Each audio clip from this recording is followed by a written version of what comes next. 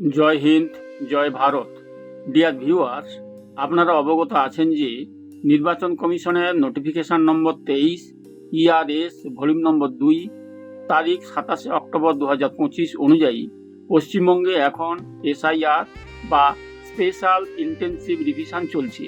এই SIRকে কেন্দ্র করে নানা রকম গুজব চলছে বা একটি কাকতালীয় ঘটনাকে কিছু কুরুচি সম্পন্ন মানুষ SIR এর সঙ্গে জড়িয়ে তাকে ভিন্ন মাত্রা দিতে চাইছে, যার ফলে সাধারণ মানুষ আতঙ্কগ্রস্ত হয়ে পড়ছে। আজ SIR নিয়ে কিছু গুরুত্বপূর্ণ আলোচনা করব, তাই শেষ পর্যন্ত সঙ্গে থাকতে অনুরোধ করছি। ডিয়ার ভিউয়ার্স, SIR করা নির্বাচন কমিশনের কোনো মনগড়া কাজের সিদ্ধান্ত নয়। SIR করা নির্বাচন কমিশনের একটি গুরুত্বপূর্ণ দায়িত্ব ও কর্তব্য। আমাদের সংবিধানের 324 নম্বর ধারায় পরিষ্কারভাবে নির্বাচন কমিশনকে দায়িত্ব দেওয়া হয়েছে যে কমিশন স্বচ্ছ নির্বাচন পরিচালনার জন্য বিশেষ নিবিড় তালিকা সংশোধন করতে পারে। তাই পশ্চিমবঙ্গে আগত 2026-এর বিধানসভা নির্বাচনের আগে কমিশন চাইছে ভোটার লিস্ট বিশেষ নিবিড় সংশোধন করতে। এখন সবাই জিজ্ঞেস করছি, SIR করে হবেটা কি? এই প্রশ্ন একেবারে স্বাভাবিক এবং সময়োচিত।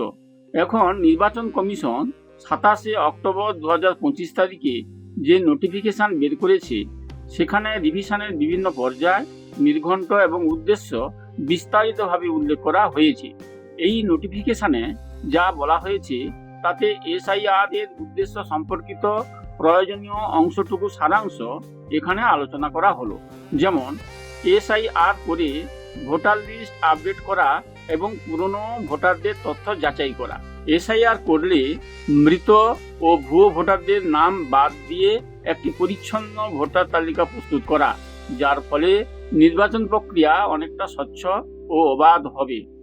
ডুপ্লিকেট ভোটার শনাক্ত করা যাবে এবং সেগুলিকে এলিমিনেট করে ভোটার লিস্টকে আরও বাস্তবসম্মত করা যাবে।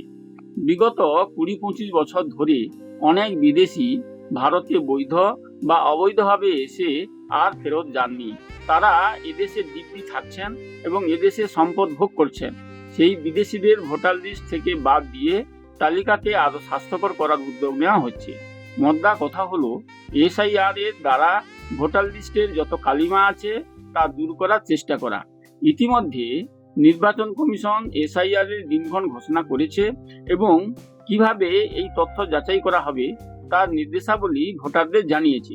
তাহলে চলুন এবার আমরা SIR এর পদ্ধতি সম্পর্কে ভোটারদের অংশটুকু জানার চেষ্টা করি।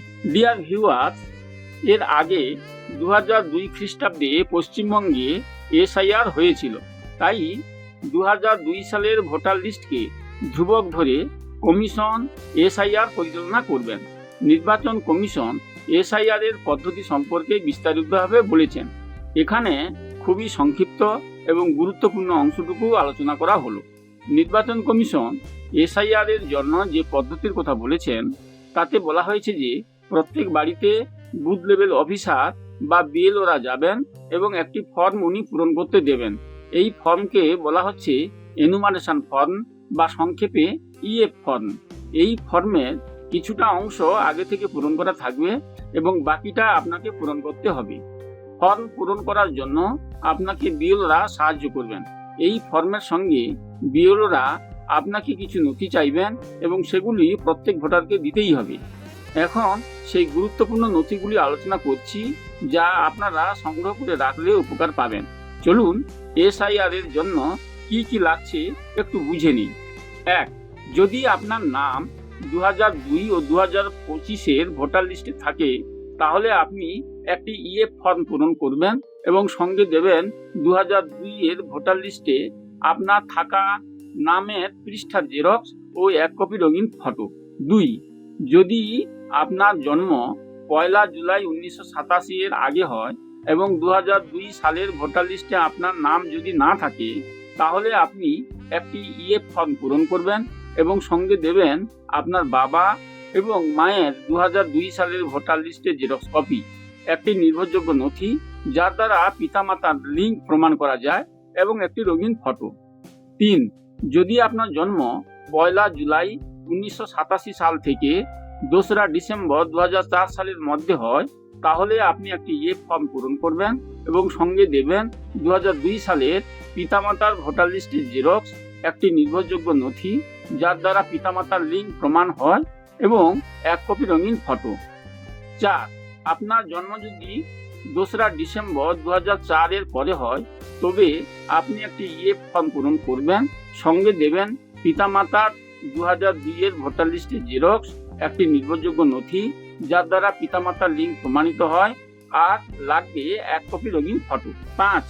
যদি আপনার বা আপনার পিতামাতা, ঠাকুরদা, ঠাকুমা কারোরই নাম কোনো ভোটার তালিকায় যদি না থাকে তাহলে আপনি আপনার বিএলওর জন্য অপেক্ষা করুন এবং বিএলওর নির্দেশ মতো চলুন।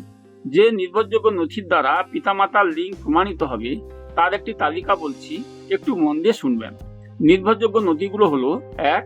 পেনশন পেমেন্ট অর্ডার বা পেনশন দেওয়ার আদেশ। 2. বার্থ সার্টিফিকেট বা জন্ম শংসাপত্র। 3. বোর্ড সার্টিফিকেট বা স্কুলের শংসাপত্র। 4. পার্মানেন্ট রেসিডেন্ট সার্টিফিকেট বা স্থায়ী বাসিন্দার শংসাপত্র। 5 হচ্ছে passport. 6. SC, OBC, ST certificate বা তফসিলি জাতি, উপজাতি ও ওবিসি শংসাপত্র। ডিয়ার ভিউয়ার, নির্বাচন কমিশন বেশ কতগুলি ধাপে এই এসআইআর এর কাজ সম্পন্ন করবেন। আপনারা যদি সত্যি ভারতের নাগরিক হন তাহলে আতঙ্কিত হওয়ার কোনো কারণ নেই। বিএলওদের সহযোগিতায় ধাপে ধাপে আপনাদের প্রয়োজনীয় নথি সংগ্রহ ও জমা করতে পারবেন। তবে যারা ভারতের নাগরিক নন, অর্থাৎ যারা অবৈধভাবে ভারতে এসেছেন বা বৈধভাবে ভারতে প্রবেশ করে সময় অতিক্রান্ত হওয়ার পরেও ভারতে থেকে গেছেন, তাদের ক্ষেত্রে সমস্যা হতে পারে। এসআইআর নিয়ে অনেক রকম গুজব রটানো হচ্ছে যেগুলি ভোটারদের মধ্যে আতঙ্ক সৃষ্টি করছে, তাই গুজব ছড়াবেন না বা গুজবে কান দেবেন না।